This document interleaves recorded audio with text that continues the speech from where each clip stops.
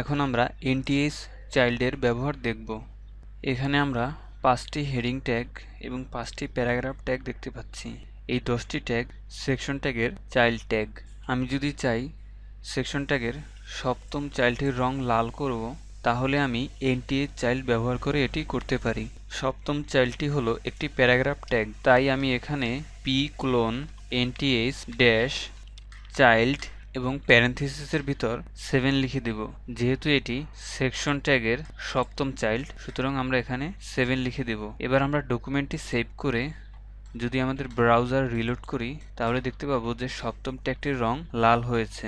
একইভাবে আমরা যদি চাই যে আমাদের সেকশন ট্যাগের দশম চাইল্ডটির রং লাল হবে, তাহলে আমরা P clone NTS dash child এবং এখানে 10 লিখে দিব, কারণ এটি সেকশন ট্যাগের দশম চাইল্ড। এবার আমরা যদি ডকুমেন্টটি সেভ করে ব্রাউজার রিলোড করি, তাহলে দেখতে পাবো যে দশম চাইল্ডটি লাল হয়েছে।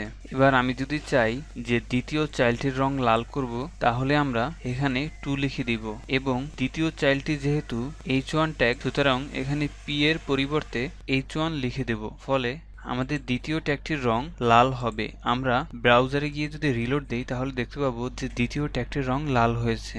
এটাই হলো এনটিএস চাইল্ডের ব্যবহার।